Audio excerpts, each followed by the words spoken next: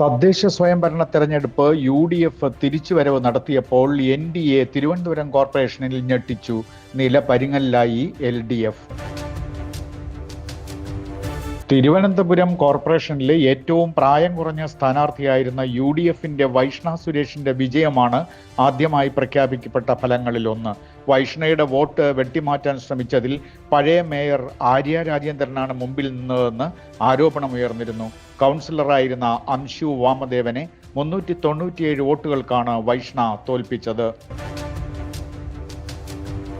പഴയ DGP R Sreelekha വിവാദങ്ങളെ തോൽപ്പിച്ച് ശാസ്തമംഗലം വാർഡിൽ നിന്ന് നല്ല ഭൂരിപക്ഷത്തിൽ BJP ടിക്കറ്റിൽ ജയിച്ചു. കോൺഗ്രസ് നേതാവ് ശബരിനാഥും പഴയ BJP തിരുവനന്തപുരം പ്രസിഡന്റ് VV രാജേഷും വിജയിച്ചു.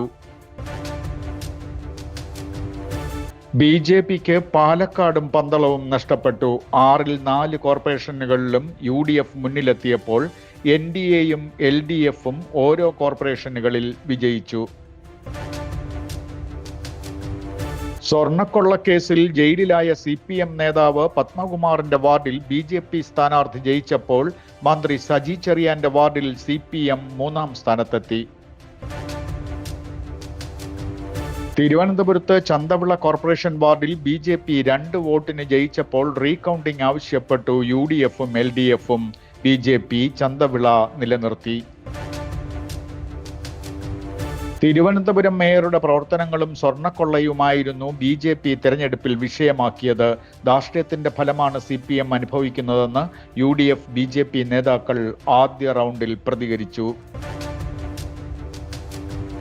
ഭരണവിരുദ്ധ വികാരവും ദേവസ്വം സ്വർണ്ണക്കൊള്ളയിലുള്ള പ്രതികരണവുമാണ് ഗ്രാമപഞ്ചായത്ത് തിരഞ്ഞെടുപ്പിൽ കണ്ടതെന്ന് KPCC പ്രസിഡന്റ് സണ്ണി ജോസഫ് പറഞ്ഞു.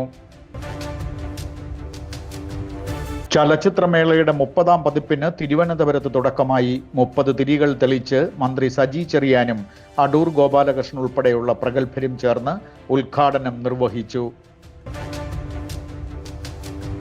കെട്ടിടത്തിൽ നിന്ന് വീണ് 13 വർഷമായി ചലനശേഷിയും ബോധവുമില്ലാതെ കിടക്കുന്ന ഹരീഷ് റാണ എന്ന 32-കാരന് നിഷ്ക്രിയ ദയാവധം അനുവദിക്കുന്നത് പരിശോധിക്കാൻ സുപ്രീം കോടതി ആവശ്യപ്പെട്ടു.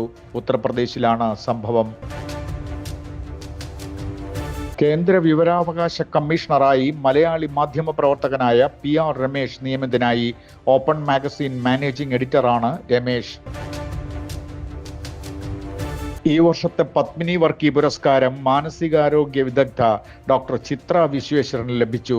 മുൻ ചീഫ് സെക്രട്ടറി വിജയാനന്ദ് ദേവകി വാര്യർ സ്മാരക സ്ത്രീ ശാക്തീകരണ പഠന കേന്ദ്രം ഏർപ്പെടുത്തിയ പുരസ്കാരം ഡോക്ടർ ചിത്ര വിശ്വേശ്വരന് സമ്മാനിച്ചു. Doctor TN Seema, T Radhamani, R Parvathi Devi, M Rajeev Kumar എന്നിവർ പങ്കെടുത്തു. വൈലോപ്പള്ളി സംസ്കൃതി ഭവനിലായിരുന്നു ചടങ്ങ്. കൂടുതൽ വാർത്തകളും വിശകലനങ്ങളും നിങ്ങളിലേക്ക് എത്തുവാൻ വില്ലേജ് ന്യൂസ് TV സബ്സ്ക്രൈബ് ചെയ്യുക, ഷെയർ ചെയ്യുക.